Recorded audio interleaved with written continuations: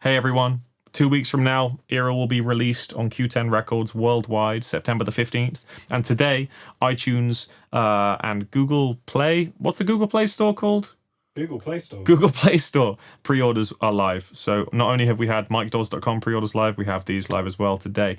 And what I wanted to do is give you guys a track-by-track breakdown of the record. So I'm going to go through now, just talk a little bit about each track. Hopefully some of you will find it interesting, the recording process, what the tunes are about, things like this. So without further ado, here's Era track by track. Track 1, Encomium / Reverie. This track is the first song that I wrote in this open B minor 9 tuning that I found really inspiring. The tuning I think is B, F sharp, C sharp, D, A, D. So you get this lovely little minor second clash in the middle that creates this really nice dissonance. I actually got the tuning from Michael Hedges from his song Dirge, and the song actually as Encomium started as a tribute to his music, not just the technical sort of two-handed stuff that he became known for in the sort of technical guitar world scene. But for me, the stuff that really touched me was his ambient flat pick stuff. So I wanted to write my first ever tune with a flat pick inspired by Hedges. And that's what this is. To open the album, I'm playing with a guitar pick, not fingerstyle, for the first time. I wanted to open the album with this ambient, moody track, just to kind of take people by surprise, but also the song just kind of came out in almost an afternoon. Almost all the song came in just an afternoon, and it just feels right to open the album with this. So I really hope you enjoy. I call it Reverie. It's Encomium and Reverie. It has 2 titles. I hope you enjoy it. It's a really special song to me, and I know it's actually Josh, the engineer of Era. It's his favorite track from the record, so I hope you enjoy Reverie. Track 2, Slow Dancing in a Boiling Room. Now this song is, as any John Mayer fan will know, is a John Mayer cover. Now I wasn't really familiar with John Mayer's music, but I heard this tune on YouTube on just a related video or something, and it really resonated with me. The melodies in this tune are fantastic, so I thought that it would make a really nice addition to the record. Also, this is the first song I've ever done in standard guitar tuning as well, so it's in standard tuning, nice and chill, pretty true to the original in terms of tempo and pace. But the cool thing about this is not only are there some very cool hardware effects on this piece, there's some really cool Strymon timeline stuff, and some little amp simulator stuff being faded in and out with a volume pedal to create a sort of almost an EQ curve sort of filter effect. But we also have the amazing Canadian guitarist Nick Johnston doing an amazing electric guitar solo at the end. So at the very end of the song, I do a little bit of looping, and over the top, in comes Nick with this beautiful, beautiful Schecter single coil Strat, sort of slightly fingerpicked, slightly picked, medium gain, high gain, very musical solo. And this is going to be the first launch single of the album. So we've had the one video already, but Slow Dancing in a Burning Room, Nick and I both did a video together. So he's in the video. We shot this on an LA penthouse apartment rooftop, which is the most rock and roll thing I've probably ever done on video. And that will be coming out in 2 weeks' time with the album. I can't wait for you to see the video and hear the song. It's one of my personal favorites from the record. Track 3, Beirut. Now, for those of you that have pre-ordered on MikeDawes.com, and for those that will pre-order on iTunes and Google Play, you will have received Beirut as the free track. This is one of the more technical songs on the record, and originally this song was going to be called Okama, actually. Okama is the native Dominican Republic word for listen, and Beirut is all about it's my sort of thank you to the fans in the world that go out of their way to bring you to their country, or they've brought me to their country to perform, even though they're not necessarily promoters by trade themselves. Okama was named after the Okama Project, the productions company set up by my friend Carlos in the Dominican Republic. He never organized a show before. He brought me all the way there to play, and it was one of the most memorable gigging experiences of my life. Now, the album was actually going to be called Okama after this, but actually when I presented it to King Records, who released this record in Japan last week, they told me that in Japanese slang, the word Okama literally translates as a particularly feminine gay man that likes to dress like women. So I didn't really think it was appropriate for an album title. Anyway, I changed it to Beirut Jam Sessions. My good friend Anthony brought me to Lebanon as my very first international gig offer. So thank you, Anthony, and all at Beirut Jam Sessions. This song is for you. And if you like mid-1990s breakbeat stuff, check out the midsection. It's pretty wild. All live guitar, doing sort of this weird drum and bass influence thing that I've never tried before. So track 3, Beirut, check it out. Okay, track 4, One. Now, a lot of you guys will have seen this already. The video's been out for almost a month now, I guess. And what to say, I started arranging One like 9 years ago, but I didn't really have the musical chops to kind of finish this arrangement. It actually went through many phases. It also went through a phase of being a guitar and harp duet. I think some of you, if you dig deep on the internet, you might be able to find 1 or 2 performances of that. But this tune has been with me since I got into electric guitar. I mean, And Justice for All, Metallica, like one of the classic thrash albums of all time. So I thought I would have to cover a Metallica tune, you know, just to pay homage to that era in my life. This song kind of, I've tried to get all the parts in. I mean, the beginning, you have the James Hetfield part, the Kirk Hammett part, and Lars's drums all layering, so it's actually a very good demonstration of live layering of parts. It's all live guitar, but a little bit of looping at the end when I start the little chug pattern, because there's no way I could get the chug pattern and the crazy fast tapping solo to sound convincing without the aid of a loop station. So another little bit of live looping at the end of this song. But this is actually my mum's favorite track from the album, and she doesn't even know Metallica, so hopefully mums out there will appreciate track 4, One. All right, track 5, man, Purr and Sway. This is a kind of an unusual title. I wrote this tune at a sort of underneath a shipping container in a shipping yard in Mobile, Alabama. I hope I'm pronouncing that right. Mobile, right on the river.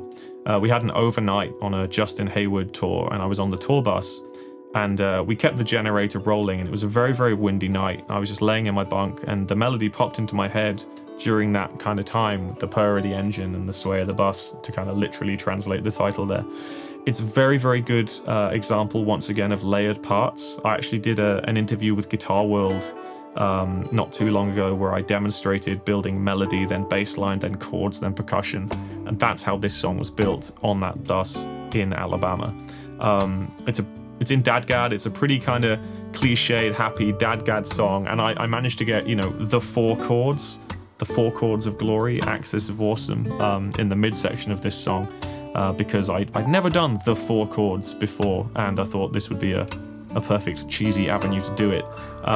Also on this, we have guest Rhodes piano from the amazing Jukka Backlund, my friend from Finland, living in Las Vegas, who did an amazing Rhodes solo over those 4 chords, along with little candies all the way through.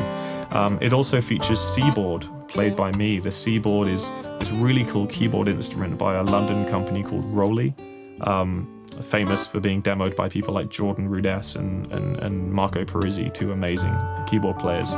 And I use this to create little pads in the background. I'm sort of massaging the notes to create these nice little harmonies behind.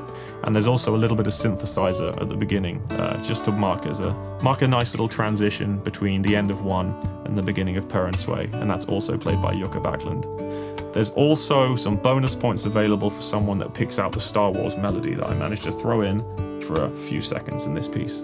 So that's Purr and Sway, nice sort of mid-tempo ballad to mark the halfway point of the record. Track 6 is one of my personal favourites from the album. This is Belle Insomnie, French for beautiful insomnia. This is the first song that I've done in, I think it's like an open C tuning, but I think with the 9th on the top. I can't quite remember. Check the album sleeve for the details, it's in there. I wanted to create a sort of hypnotic effect, live layering, creating the sort of implication that there's a loop station, but it's actually done live. So we start by hammering the 12th fret harmonics with the picking hand, while a little melody and some harmonics from behind the string are coming through, which sounds really nice in this. There's a nice little counter melody, almost accidental counter melody. And then when the bass line comes in, also in the fretting hand, we're changing time signature there, so we have a nice little polyrhythmic effect. And this kind of relationship between 3s and 4s continues through pretty much the whole song. One of my favorite parts of this piece actually is the middle. I have this big sort of chugging, palm-muted punk rock build-up into this huge riff, splitting between sort of 4/4 and 3/4 and 4/4 and 3/4, and it's just huge because there's a massive sort of Def Leppard snare that happens, which I find glorious. Again, Josh Clark, the engineer of the record, it's one of his favorites as well. And it has a lazy fade, so don't judge me. If you hate lazy fade outs, I apologize, but the riff at the end of this piece, again, translating between 3s and 4s, I really like how it just sort of eases out the song into the next track, which we'll look at now. So that's Belle Insomnie, one of my favorites. I can't wait to take that one on the road. Track number 7 is Overload now, or Overtoad to my friends. Now, Overload has been released on YouTube for a while, but this is a remix and remaster. Some new stuff in there as well. Again, all the effects on that song are done with my floorboard. I try and keep it as live sounding as possible, and Josh's engineering and mixing is so great on this track. He keeps it so dynamic, even though it's an incredibly aggressive and fast song. Okay, Overload was written actually on an international guitar night tour a few years ago. I came up with that first riff, the kind of groove, the one note groove in the toilet of the Blue Note in New York City. The reason for that is we were all practicing backstage for this 4-person guitar show, and there wasn't really like enough room for us all to practice, and because I was the youngest, I volunteered to stand in the bathroom by myself. Now, for those of you that have been to the Blue Note in Manhattan, been to the bathroom, you'll know it's very, very narrow, and that's where you get the glorious reverb from. Now, this inspired the percussive nature of this song, but because it was so narrow, I couldn't actually like move my fretting hand, and that's why this whole groove is just one note, because it was kind of just done with one hand for fun. But it built the entire song, and it's a very, very heavy rock metal vibe song inspired by a lot of modern rock bands, and it's just inspired by the chaos of the city. I carried on perfecting this song when the tour ended up in California. I remember backstage at a lot of gigs in places like Carlsbad and Escondido in Southern California. I was tweaking this and coming up with more parts for that main riff. So Overload is a very American inspired tune and a very toilet inspired tune as well. I hope you enjoy that one. Cool. Track 8 is Scarlet, or Scarlet to its friends. Scarlet again has been released for a while, but once again this is a remix, remaster for Era. Now, Scarlet is the only song on the record recorded with my Nick Benjamin number 100 Cocobolo Alpine Spruce guitar. This guitar was recorded. This guitar was used on all the tracks on What Just Happened, except for one. Actually, in my previous record, this was the main guitar, but for this record, I'm just using it for one track, Scarlet. Now, this is a song that is very dear to my heart. It's a cover of a Periphery song by the same name, obviously. Periphery are a sort of modern metal band that I've become very close with over the years. All the guys in that band have become good friends, so I really wanted to sort of cover one of their songs and put it on this record. You guys have given me great feedback about this arrangement. I'm really pleased with it. In fact, I heard that some couples have been getting married to it. Like, some people were walking down the aisle to my fingerstyle version of Scarlet, which is ironic because it's such a brutal thrash heavy metal track. Pretty funny, but from Mark Holcomb, who wrote the song, and myself, thank you sincerely for that honor.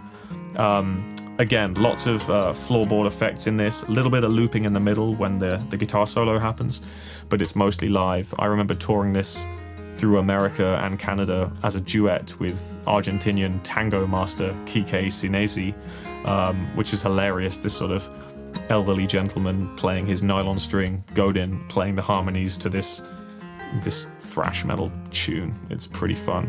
Good memories there. And thanks for the kind words about it. I had to include it on Era. I think it's a perfect position in the record as well, around 2/3, just to bring up the pace, keep it up after Overload. So that's track 8, on to track 9. Okay, so track 9 is another very special tune to me. It's one of my personal favorites again. It was actually the most recent track that I wrote. It was originally supposed to be... I'll start that again, blah, blah, blah. So track 9. Now, track 9 is called The Old Room. And this is a really, really special track to me because it wasn't even supposed to be on the record. Era was supposed to be a 9-track record, but about a week before the mastering session, this tune just came out. I was practicing Reverie, the first track of the record, so in the same tuning, that open B minor 9 tuning, I was playing with my Tonewood amp. There's this little device that sort of sticks onto the back of the guitar and makes reverb come through the guitar's sound hole. Super inspiring piece of gear, I highly recommend checking it out. And because this reverb was just so elegant when I was just sitting on my couch playing, this little harmonic sequence and this little melodic sequence just came out. So you can hear a lot of space in this track. And actually, as track 9, it's perfectly placed to let the listener breathe, I think. Big reverbs, big space, not filling everything with notes. As the tune builds up, there's some interesting sort of repeated sort of quaver patterns going on, and a really beautiful sequence involving lots of harmonics in very, very different ways. Pull-off harmonics, lots of twisty hand stuff, but again, all serving the music. The very outro section of this song, some really, really dark harmonies. This and probably The Impossible from What Just Happened are the darkest tunes that I've ever done. So I hope you enjoy the Old Room. I've currently played it live a handful of times and the response has been really good, so I hope you enjoy this one. A very special song to me. Alright guys, track 10, the last track on Era, is called Fortress. Now Fortress I wrote when I was living in Northern Ireland for a while, and I wanted to end the album with something that had no fancy effects, no production tricks or anything, no looping, just straight guitar live. No click track, no nothing, okay? And that's what this is. When I was living in Northern Ireland, I was very much inspired by the music of the area, obviously. For those of you that know me, you know I'm a big fan of Celtic music anyway. But there was a lot of that present in the pubs and bars or all around Downpatrick, Northern Ireland, where I was staying for a while. This is actually the hometown of Loudon guitars, by the way. But there's also signs of the Troubles in Northern Ireland. You know, you'd go to a Boots or a W.H. Smith. For those of you living in other countries, these are like a pharmacy or a general store or whatever, a Target. And you can still see like iron bars on the buildings, lots of security cameras, still signs from the Troubles. And I wanted to create a piece of music that sort of reflected that sort of undertone, but in a positive way to sort of reflect, I guess, the positive atmosphere that I was in when I was there, and the lovely, lovely people I met, both at the Loudon Guitar Factory and just in the town in general.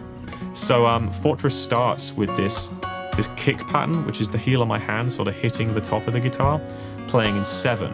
It's sort of going 1, 2, 3, 4, 5, and 6, 7. 1, 2, 3, 4, 5, and 6, 7.